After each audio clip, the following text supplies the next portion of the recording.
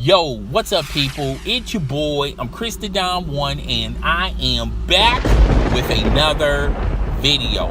Former NBA coach, current ESPN analyst Mark Jackson had some choice words about Phil Jackson's position as president of operations of the New York Knicks organization. Now, basically, in a nutshell, Mark Jackson said, quote, Phil Jackson has failed the New York Knicks organization, the New York Knicks fan base, as well as the New York Knicks players. Okay, now let's let it be known that Phil Jackson has had a few gems along the way since he grabbed the mantle of president of operations of the New York Knicks. All right, most recently he was pretty much in the forefront of signing Porzingis. All right, but a lot of people, a lot of ESPN NBA analysts would seem to suggest that that particular pick sort of fell in the laps of Phil Jackson. There is no way on earth Phil Jackson could have mucked that decision up. All right.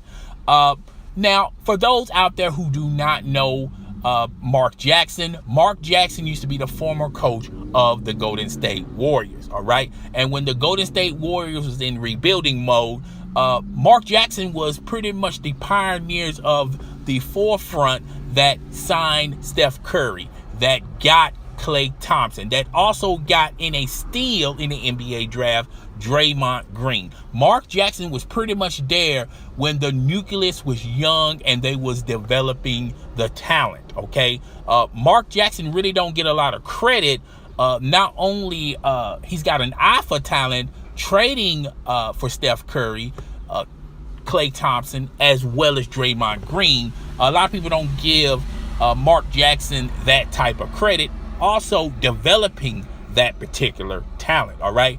Now, the Golden State Warriors, when they were under Mark Jackson, they had a couple of rough patches along the way. Steph Curry couldn't seem to get healthy. He was in and off the court. Not to mention they couldn't get past the next round of playoffs. Now, one would assume that Mark Jackson, the reason why he couldn't get past the next stage of the playoffs was he didn't have the ear of the players. A lot of players were not respecting him. You heard a lot of rumbles and rumors about that particular nonsense. Now, one would also assume that Mark Jackson is heavily religious. All right, he wears it on his sleeve, and a lot of people in the Golden State Warriors organization seem to think that Mark Jackson was really pushing that belief with the players and people in the organization, which is nothing wrong with that.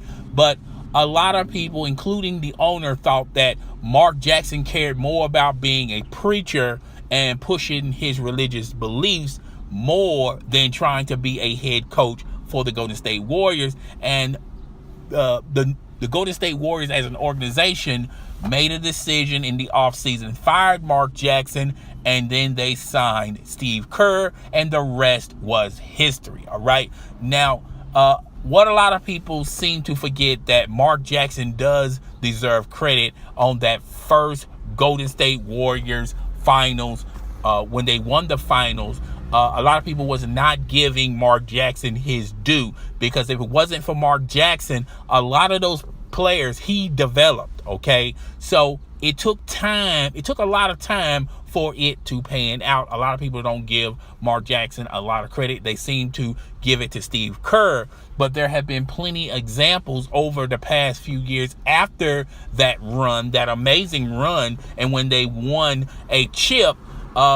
This team has pretty much done it with Luke Walton. He was a rookie coach, okay? And that team went on an incredible winning streak, not to mention Mike Brown, okay? So a lot of people can come to the conclusion that, well, is it the Golden State Warriors, how good they play, or is it because of the coach that they have in the lineup? And one would point to a lot of fingers with the talent and the nucleus that the Golden State Warriors have, okay?